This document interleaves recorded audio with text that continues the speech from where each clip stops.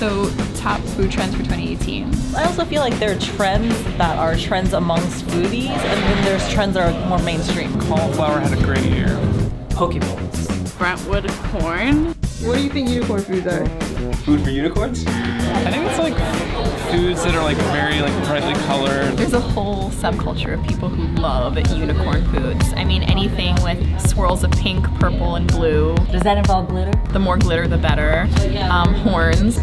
I'm into that aesthetic, yes. Yeah, I think to make something a unicorn food, it just has to be very colorful and have a certain palette that's blues, pinks, and purples. And again, the more glitter, the better. Is this a trick question? Is the Impossible Burger actually a burger made of unicorn meat? The basic idea is vegetarian or vegan food for meat eaters. I have tried the Impossible Burger. I had one that bled. The Impossible Burger uses heme to get that irony flavor. Cheese ball. This is not like cheese whip where you go. I basically describe it like a very fancy whipped cream with like a cream cheese flavor to it. The Instant Pot.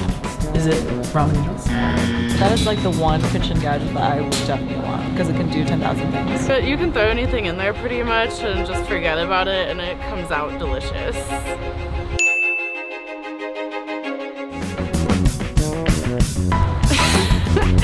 I cannot stand edible gold. I mean, not that I've had it. Is that just like you put edible gold on whatever? I've seen edible gold on like cookies and cakes. I mean, anything shiny looks pretty. It doesn't really have much of a taste. It really is about the cachet, either in your own mind or in the minds of onlookers. I feel like it's a cop-out to make something fancier without actually trying.